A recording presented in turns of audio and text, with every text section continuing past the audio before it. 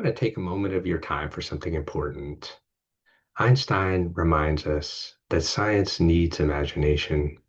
Sometimes we also need to follow Pema's wisdom, stay open and curious when faced with an uncomfortable amount of uncertainty.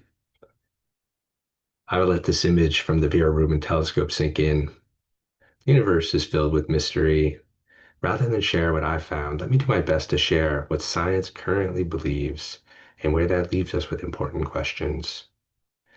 Picture it. Everything we see began as something singular, something we can't describe, then expansion, not like an explosion from a point, but space itself stretching everywhere simultaneously. It's so fascinating that we can't find where it started.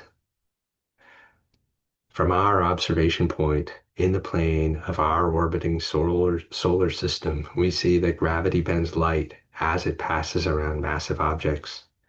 We believe it's because space-time is itself warped by gravity. It's remarkably hard to picture what happens at the poles, but consider what happens to a compass at Earth's North Pole. And here's something fascinating. The sun's poles actually spin slower than its equator, which raises a curious question. What if light from distant stars travels differently through the orbital plane? We see space as warped in 3D by gravity, but that third dimension? Not fully understood. And here's another curious observation. We see quasars pulsating with polar energy, but only when we're not looking at galaxies edge on. Science tells us that speed and time are relative. The faster you move, the slower time passes.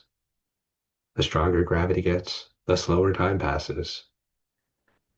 We observe this directly. Atomic clocks actually run faster on our satellites in space where gravity is weaker. They also run slower when moving at high speeds. We believe time itself is slowing down with both speed and gravity. Let's step back and remember our vantage point. We're on planet Earth, orbiting the sun every 365 days. The sun itself is orbiting something much larger, the supermassive black hole Sagittarius A star at the center of the Milky Way. That journey, 230 million years per orbit. The Milky Way doesn't travel alone. It dances hand in hand with our neighbor, the Andromeda Galaxy. Even in our neighborhood, even in our galactic dance, is part of something larger. Laniakea, immense heaven, home to 100,000 galaxies, spinning arm in arm with Horologium Reticulum, the clock network, all anchored by the great attractor in the shapely supercluster. So where's all the missing matter? The math says we need about 27% dark matter, invisible particles that clump together, 68% dark energy, some invisible force pushing space apart, only 5% normal matter, everything we actually see. We see the cosmic web structure, but the dark matter itself, nowhere to be found. Science tells us that the space between stars is a pristine vacuum. The space inside atoms, pristine vacuum. And we know that 95% of the universe is completely invisible to us, but no one seems to have asked, how did all of this stuff get cleaned out?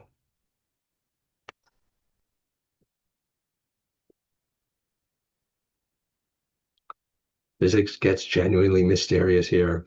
17 different fundamental particles with names like strain, charm, bottom quark. Light behaves like a wave spreading through space, but the moment you try to measure it, it becomes a particle called a photon.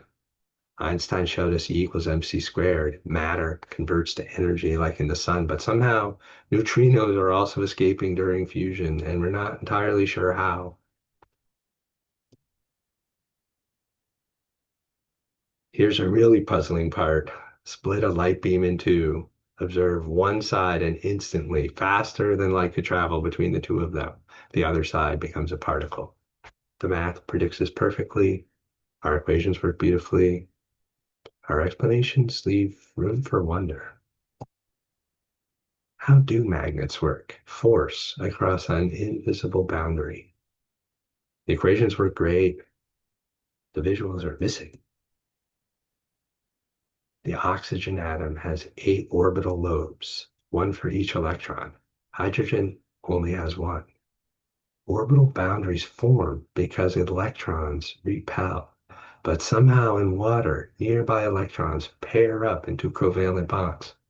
The math for how this works was very well understood, but how does this force actually work across empty space?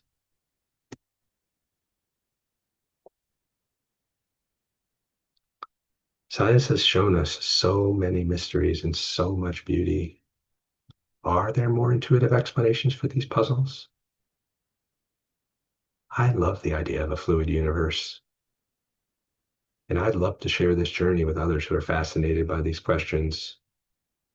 I have no funding, only love for our planet, all life, and we could use more curious minds to explore these ideas together. If any of this resonates with you, let's see what we might discover.